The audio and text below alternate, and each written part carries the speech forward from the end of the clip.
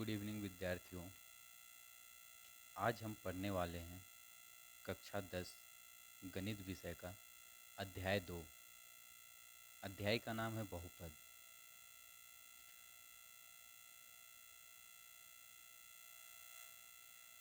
जैसा कि आप सभी को पता होगा कि मैं कोई भी विषय पढ़ाता हूँ तो उस पढ़ाने से पहले उस चैप्टर के बारे में बताता हूँ कि वो चैप्टर है क्या। हम लोग यहाँ बहुपद में सीखेंगे क्या, हम लोग उसको पहले जानेंगे। हम लोग यहाँ पे पहले समझेंगे कि बहुपद होता क्या है। उसके बाद जब हम इस चैप्टर के प्रश्नावली को हल करेंगे तो हम बहुत ही आसानी से और बहुत सरलता से इसको समझ पाएंगे और सहज रूप से उसे हल भी कर पाएंगे। तो कोई भी अध्याय पढ़ने से पहले ये ज़रूर जानकारी रखना चाहिए कि उस अध्याय में हम पढ़ेंगे क्या और वहाँ पे हम सीखने वाले क्या हैं। इन दो बातों को बहुत ज़रूरी है कि जान लेना। तब उसके बाद जा कर के हम उस अध्याय को शुरुआत करते हैं तो हमें वो अध्याय बहुत ही आसानी से समझ में आ जाता है।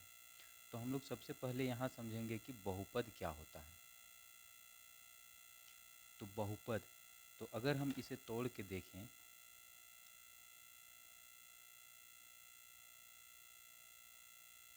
तो ये दो शब्दों से मिल के बना है। एक होता है बहु और एक है पद।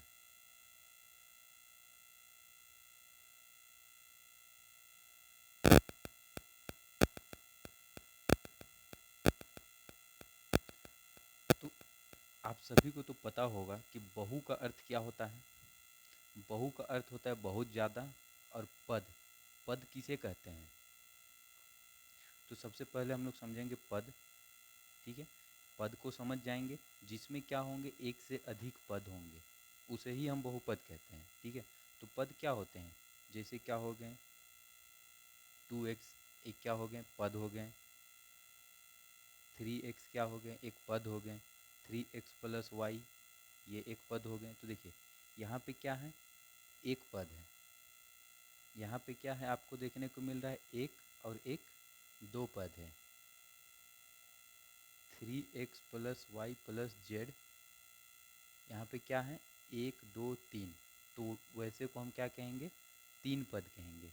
यानी कि जहाँ पे सिर्फ हमें एक पद मिलेंगे उसको हम एक पद कहेंगे, एवं जहाँ पे हमें एक और एक दो पद मिलेंगे उसे हम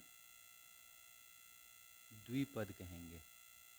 और जहाँ पे 1 2 3 तीन पद हम लोग को एक जगह देखने को मिलेंगे, जिस समीकरण में हमें 1 2 3 पद देखने को मिलेंगे हम उसे क्या कहेंगे, त्रिपद।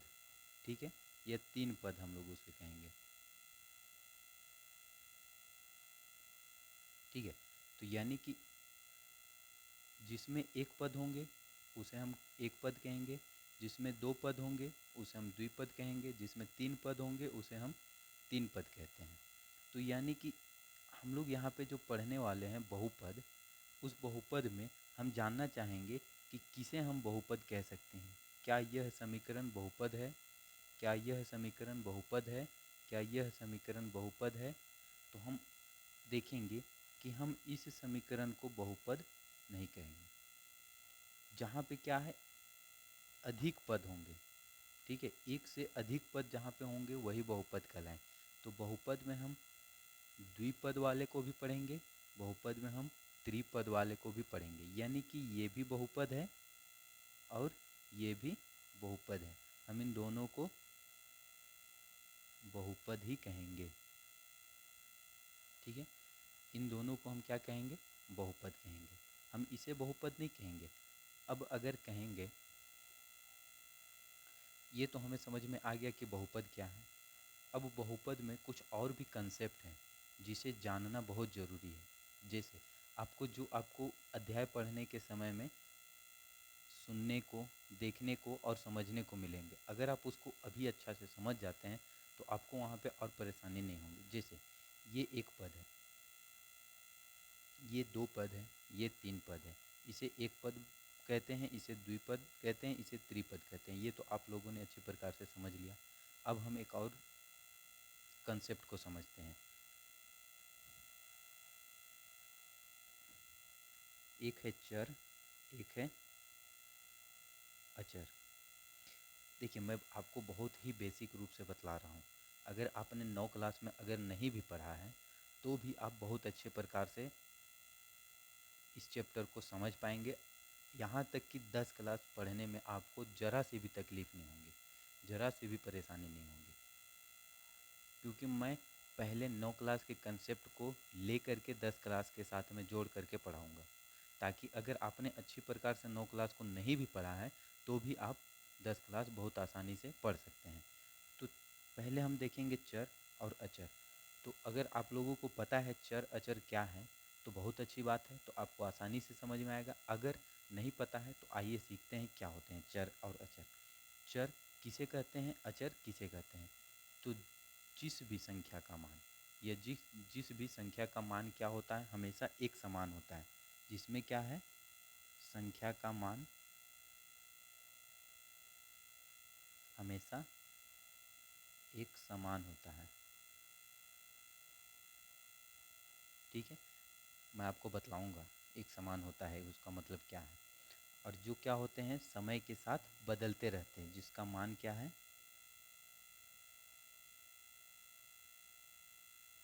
समय के साथ परिवर्तन हो जाते हैं, उसे हम क्या कहते हैं, अचर कहेंगे।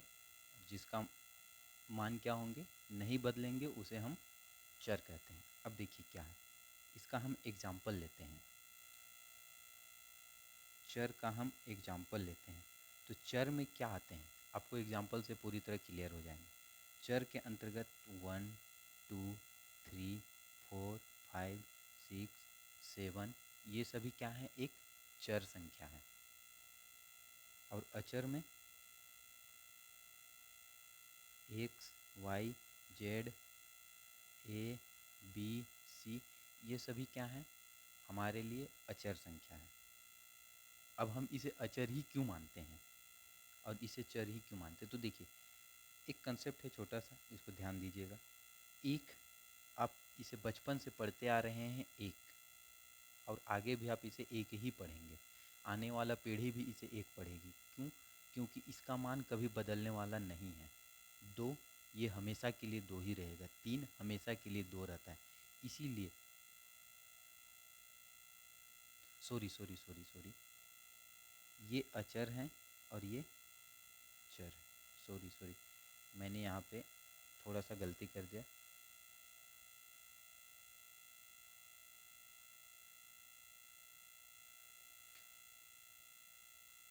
अचर जो होते हैं, जिसका मान क्या होते हैं, हमेशा एक समान होते हैं। और चर जो होते हैं, जिसका मान क्या है, समय के साथ परिवर्तन होते रहते हैं। जैसे अचर में हम देखेंगे 1, 2, 3, 4, 5, 6, 7 ये सब क्या है, अचर हैं। और चर में क्या है कि एक्स, वाई, जेड, ए, बी, सी, डी ये सभी क्या है, चर हैं।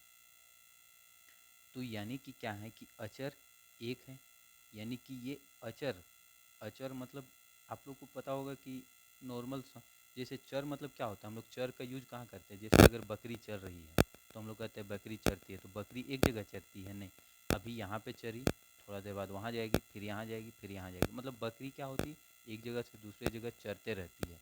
यानी कि क्या होता है, वो अभी अगर मान के चलो रांची में है तो थोड़ा देर बाद वो चले जाएगी दिल्ली, बॉम्बे। मतलब वो क्या होगा, अपना जगह बदलते रहती है, जबकि बकरियाँ नहीं जाती हैं। मैं एग्जाम्पल के तौर पे बतला रहा हूँ। तो यानी कि क्या है, वो स्थान बदलते रहती है, इसीलिए क्या है, उसे हम चरने वाला प्राणी कहते हैं। और चरने वाला प्राणी एक जगह कभी स्थिर नहीं रहता है। वैसा ही एक्स क्या है, चरने वाला संख्या है, ये हमेशा बदलते रहता है। लेकिन 1 जो है वो कभी बदलता नहीं है, ये हमेशा फिक्स रहता है। 2 भी हमेशा फिक्स रहेगा, 3 भी हमेशा फिक्स रहेगा। आप आज पढ़िए इसे, 2 2 ही रहेगा। लेकिन आपने 9 क्लास में ज़रूर पढ़ा होगा कि एक्स बराबर कभी 4 आ जाता है, एक्स बराबर कभी आपको 41 भी आ सकता है, एक्स के बराबर कभी आपको 2 भी आ सकता है। यानी कि क्या है, x के बराबर 2, यानी कि यहाँ पे x का वैल्यू क्या है 2 है, यहाँ पे x बराबर 41 है 41 है, तो मतलब x का वैल्यू क्या है 41 है। अगर यहाँ x का वैल्यू 4 है तो यानी कि x के बराबर 4 है। देखिए x एक ही है, लेकिन समय समय पर क्या हो गया, इसका मान बदल गया, तो उसे हम क्या कहते हैं, चर, क्योंकि ये बकरी की तरह चरना शुरू कर देता है। लेकिन एक, आप कभी भी एक के बराबर 2 नहीं लिख सकते हैं, कभी नहीं लिख सकते, क्योंकि एक कभी भी 2 के बराबर हो ही नहीं सकता है, यानी कि यह गलत है। इसका मान कभी भी आपको बदलते हुए दिखेंगे नहीं दिखेंगे, इसीलिए ये कभी भी नहीं बदलते हैं, इसीलिए ये फिक्स होते हैं, ये फिक्स होते हैं, इसीलिए इसे हम क्या कहते हैं, अचर, नहीं चरने वाला प्राणी। लेकिन ये क्या होते हैं, बदलते रहते हैं, इसीलिए हम लोग इसको चरने वाला प्राणी कहते हैं, इसीलिए ये चर है। तो जहाँ पे x मिलेंगे वो चर हो गए, जहाँ पे a मिलेंगे वो भी चर हो गए, जहाँ पे b मिलेंगे वहाँ पे भी चर हो गए, जहाँ पे y मिले वो भी चर, जहाँ z मिले वो भी चर। समझ में तो आ गया इतना। अब देखिए, जहाँ पे अगर एक हम लोग x को लेते हैं तो ये हो गया एक चर, अगर हम 2 को ले लेंगे तो क्या होंगे, 2 चर लिए इसीलिए 2 चर, अगर हम वहाँ पे 3 ले लिए तो वो क्या हो गए 3 चर। तो अब हम लोग समझते हैं इस समीकरण का उपयोग कैसे किया जाता है बहुपद में, और इसको हम लोग क्यों जानना जरूरी। तो देखिए, आपको यहाँ पे बार बार पढ़ने को मिलेगा, क्योंकि अब आ गए हैं आप 10 क्लास में। आप बचपन के क्लास में थे 6 7 5 4 3 2 1 क्लास में, तो आप ज़रूर जोड़ते होंगे 2 + 3 + 5 बराबर 10 होता है, ये आपने सीखा था। लेकिन अब यहाँ पे थोड़ा इसका नया वेराइटी पढ़ना है, नया वर्जन इसका आ गया है। अब क्या वर्जन आ गया है, 9 क्लास से जो आपको देखने को मिला होगा, लेकिन बट आपने उसको कभी इस तरह से ध्यान नहीं दिया कि ये नया वर्जन है, रियल में ये उसका नया वर्जन है। तो क्या इसका नया वर्जन, देखिए यहाँ पे अब आपको 2 नहीं मिलेगा, अब आपके साथ उसमें आ जाएगा 2x + 3x आ जाएगा, इसको जोड़ने के लिए आ जाएगा, और फिर आपको समझना होगा कि ये 5x होता है। अगर यहीं पे आ गया 2x × 3x, आपको यहाँ पे जोड़ घटाव ही सीखना है, 10 क्लास में आपको जोड़ घटाव ही सीखना है, बट क्या है कि इसका नया वर्जन सीखना है, जो 2x के साथ आ गया, और ये x क्या है, चर है, ठीक है, x क्या है, ये चर है। तो 2 और 3 6, x के साथ स्क्वायर, देखो यहाँ पे हम लोग इसको मल्टीप्लाई किए तो मल्टीप्लाई के साथ यहाँ स्क्वायर आ जाता है, तो ये हमें यहाँ पे अच्छी प्रकार से सीखना है। अगर ये कंसेप्ट आप सीख गए ना, तो मैं गारंटी कह रहा हूँ कि आपको पूरे 10 क्लास में कभी भी कोई परेशानी नहीं होगी समझने में, क्योंकि मैं 5 साल से पढ़ा रहा हूँ, मुझे पूरा अनुभव है कि कहाँ पे क्या परेशानी आती है, किस चीज़ को नहीं समझ पाते हैं, तो कितने हद तक जा कर के परेशानी आती है। आप इस कंसेप्ट को, मैं आज जो आप लोगों को कंसेप्ट करा रहा हूँ, इस कंसेप्ट को समझ गए ना, तो आपका आधा मैथ बहुत ही आसानी से बनेगा, आपको समझने में तनिक भी दिक्कत नहीं होगी। तो हम लोग देखें कि यहाँ पे 2 तरह के हैं, जिसको मल्टीप्लाई किए तो ये आ गया। हम लोग इसका यूज़ देखते हैं, समीकरण कैसे बनता है। जैसे हमने समीकरण देखा है 2x 3x + y 3x + y + z, पूछ दिया जाएगा इस समीकरण का नामकरण कैसे होता है, इसे हम समझेंगे यहाँ पे, ठीक है। ये समीकरण है, हमें पता है इस समीकरण को हम क्या कहते हैं। तो इस समीकरण, जैसे ये यहाँ पे क्या है, एक चर है और एक अचर है, तो यहाँ पे अचर का ज़्यादा महत्व नहीं होता है, हम सिर्फ चर को ही समझते हैं, चर को यहाँ पे ज़्यादा वैल्यू देते हैं, तो आप इसे नेगलेक्ट कर दीजिए, आप बस समझिए x है। तो x है मतलब क्या है, कितने x है, एक x है, एक x है, यानी कि ये एक चर हो गए, एक चर वाले समीकरण हो गए। समझ में आ रहा है, जहाँ पे एक चर होंगे उसे हम एक चर वाले समीकरण कहेंगे। यहाँ पे क्या है, x है y है, तो इसे हम क्या कहेंगे? देखिए यहाँ पे दो चर है, एक एक्स है और एक वाई है, दोनों अलग अलग हैं, इसीलिए हम इसे दो चर वाले समीकरण कहेंगे। वही चीज़ यहाँ पे आपको देखने को मिलेगा एक्स वाई जेड, तो हम इसे क्या कहेंगे? तीन चर वाले समीकरण। देखिए ये जानना जरूरी इसलिए है क्योंकि अब जो क्वेश्चन आ रहे हैं वो वन लाइनर भी आते हैं, उसमें आपको पूछ देंगे कि निम्न में से कौन एक चर वाले समीकरण है, कौन दो चर वाले, और चार पांच ऑप्शन दे देंगे, उनमें से आपको छांटना होगा। तो इसलिए ये सब कंसेप्ट को समझना जरूरी है, तब जाकर के आप वन लाइनर क्वेश्चन सॉल्व कर पाइएगा। सिर्फ आंसर को हल करना बड़ी बात नहीं होती है, उसकी बारीकी से वो कैसे बनता है उसको जानना बहुत जरूरी है, तब जाकर के आप जो 20 नंबर का जो वन लाइनर क्वेश्चन आता है मल्टीपल चॉइस क्वेश्चन, उसे आप आसानी से हल कर पाइएगा। तो आपको पहले इस तरह का कंसेप्ट को अच्छी प्रकार से समझना होगा। तो हमने देखा कि एक चर वाले समीकरण, दो चर वाले समीकरण, तीन चर वाले समीकरण। आप बीच में कंफ्यूज कर जाएंगे एक कि 3x plus 4x plus Z, आप हमें बतला सकते हैं ये कितने चर वाले समीकरण हैं? मैं बतलाता हूँ। ये रियल में दो चर वाले समीकरण है, जबकि आपके मन में आया होगा कि ये तीन चर वाले समीकरण है, जबकि ये तीन चर वाले समीकरण नहीं है। क्यों नहीं है? देखिए यहाँ पे x है और यहाँ पे भी x है, ये तो दोनों सेम ही हुए ना, ये दोनों सेम हुए तो ये दोनों तो एक हुए, और प्लस जेड एक, तो एक और एक दो, तो ये हो गए दो चर वाले समीकरण। समझ में आया? तो यानी कि x को बिहेव पे रख के हम लोग को समझना होता है कि x अगर एक ही है तो एक चर वाले हो जाएंगे। अब देखिए यहाँ पे एक और हम लोग को समीकरण में समझना होता है, अगर किसी भी संख्या, किसी भी संख्या में हम देखने को आता है x का स्क्वायर आता है, x का क्यूब आता है, यहाँ x रहेंगे, तो हम इसे क्या कहते हैं? जिसके ऊपर कोई घात नहीं होता है उसे हम रैखिक कहते हैं, जिसके ऊपर दो घात होते हैं उसे हम द्विघात कहते हैं, और जिसके ऊपर तीन घात होते हैं उसे हम त्रिघात कहते हैं। ये तो समझ में आया, इसमें कोई ज़्यादा समझने की बात नहीं है। जिस भी अचर संख्या के ऊपर, सॉरी चर संख्या के ऊपर जितने घात होंगे वो उतने घात वाले कहलाते हैं। जैसे हम यहाँ पे एक लिखते हैं x का स्क्वायर, 2x का स्क्वायर प्लस वाई, 3x का square plus y plus z is equal to 0 मान लिया जाए। तो आप समझिए हमने इसे किस प्रकार का समीकरण कहा? एक चर वाले समीकरण, परंतु अब इसके नाम में परिवर्तन आ जाएंगे।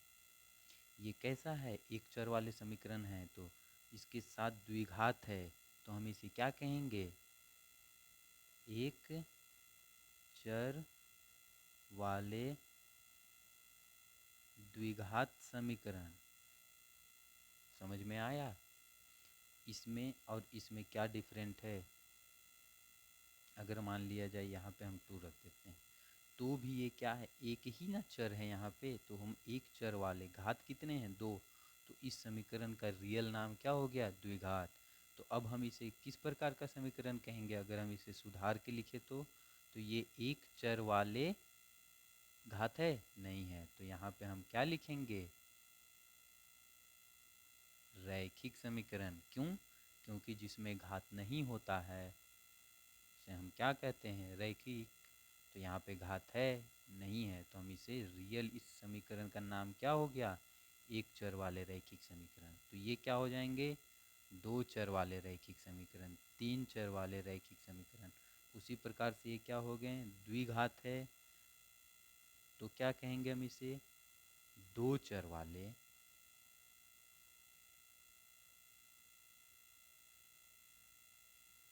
द्विघात समीकरण। यहाँ पे क्या है, तीन चर हैं, एक दो तीन, तो हम क्या लिखेंगे, तीन चर वाले द्विघात समीकरण। समझ में आया आपको ये कंसेप्ट? इसको समझने में किसी प्रकार की दिक्कत? अगर यही समीकरण लिखा हुआ रहेगा, x का 4 प्लस 3x का square plus y plus Z, तो इस समीकरण का नाम क्या होगा, ये जेड है, तो इस समीकरण का नाम क्या होगा, तो इस समीकरण का नाम होगा, एक चर है, दो चर हैं, तीन चर हैं, चार चर हैं, तो हम इसे लिखेंगे चार चर वाले, कितने घात का समीकरण है, चार है ना, तो हम इसे लिखेंगे चतुर्घात समीकरण। अगर यही रहता 2x का क्यूब प्लस 3x का square plus y is equal to 0, तो हम इसे क्या लिखते हैं, एक दो तीन, तीन चर हैं, तो हम लिखते हैं तीन चर वाले, अंतिम सबसे बड़ा घात क्या है, तीन है, तो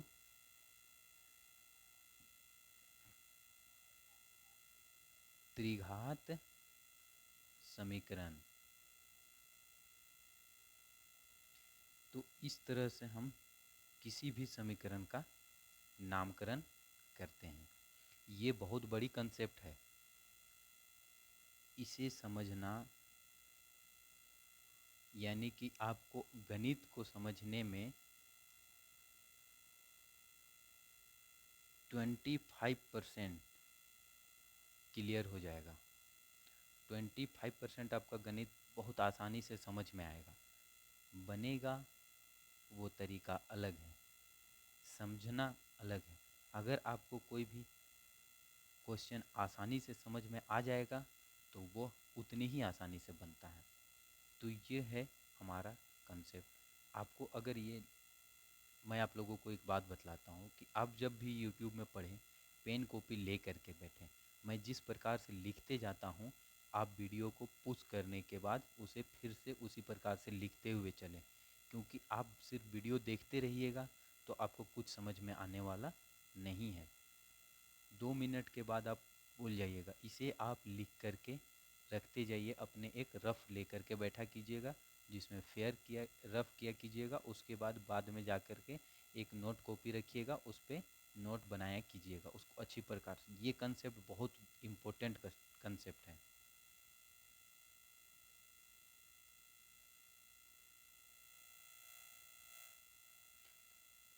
तो आप इसे अच्छे प्रकार से उतार लीजिएगा और घर में इसका एक बार खुद से ध्यान से समझिएगा। अगर कहीं दिक्कत होगी तो आप हमें कमेंट कीजिएगा।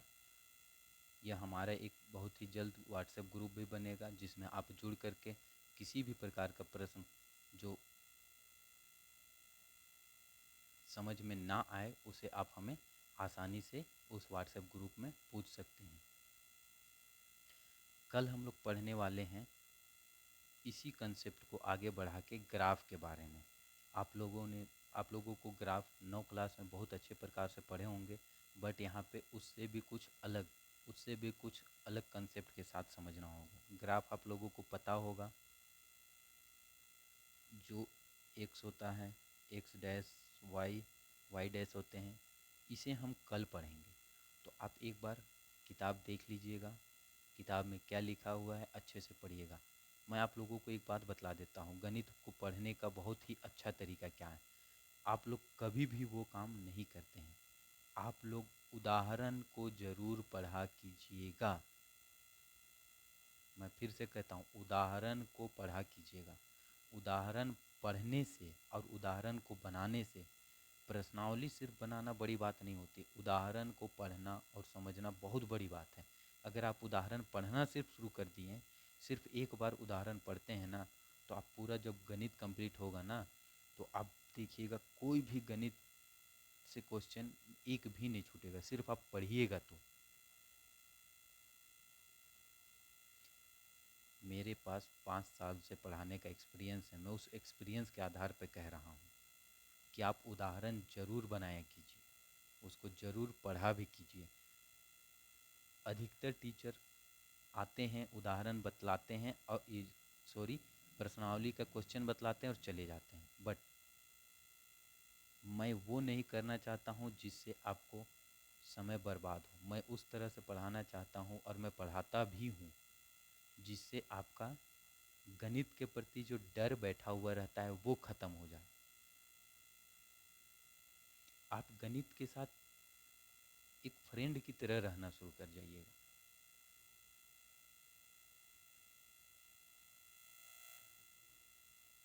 तो आप, मैं जो भी बोला, जो भी बातें बतलाई, उसे आप आसान ज़रूर फॉलो कीजिए। और ये हमारा नया यूट्यूब चैनल है, यहाँ पे मैं आपको गणित एवं 10 क्लास के सभी विषयों का समय होने पर ज़रूर अध्ययन कराऊंगा और बहुत ही बेहतर तरीके से। ये नहीं कि आपका समय बर्बाद हो, आपको ये कभी भी अनुभव नहीं होगा कि आप यहाँ पे आकर के एक भी समय बर्बाद कर रहे हैं। जो विद्यार्थी कोचिंग नहीं भी जा पाते हैं उनको मैं बोलता हूँ कि कोचिंग नहीं जाएंगे तो भी आप मेरे यहाँ कोचिंग से बेहतर तौर पे पढ़ सकते हैं, बहुत ही बेहतर तौर पे। बस आप इस वीडियो को ज़्यादा से ज़्यादा शेयर कर दीजिए। जितना ज़्यादा आप विद्यार्थी जोड़ेंगे, मैं उतना ज़्यादा मोटिवेट होकर के और अच्छे प्रकार से आप लोग को पढ़ा पाऊँगा। इसीलिए आप लोगों से अनुरोध है कि ज़्यादा से ज़्यादा इस चैनल को शेयर कीजिए और ज़्यादा से ज़्यादा लोगों को इसके विषय में बतलाइए। उसके बाद कुछ व्यूज़ आ जाने के बाद, कुछ सब्सक्राइबर हो जाने के बाद, कम से कम 50 सब्सक्राइबर हो जाने के बाद मैं लाइव आकर के पढ़ाऊँगा। तो आपको यह रिकॉर्डेड वीडियो की आवश्यकता ही नहीं पड़ेगी। इसीलिए प्लीज़ ज़्यादा से ज़्यादा शेयर कीजिए। जितना ज़्यादा शेयर कीजिएगा मैं उतना जल्दी आप लोगों के सामने लाइव आकर के पढ़ाऊँगा। तो मेरा इतना ही कहना था। धन्यवाद, आप लोगों ने समय दिया उसके लिए। बस आप अच्छे से पढ़िए। किसी प्रकार की दिक्कत हो, बहुत जल्द एक व्हाट्सएप ग्रुप बनाऊंगा जिसमें आप अपना प्रॉब्लम मुझे शेयर कर सकते हैं। धन्यवाद।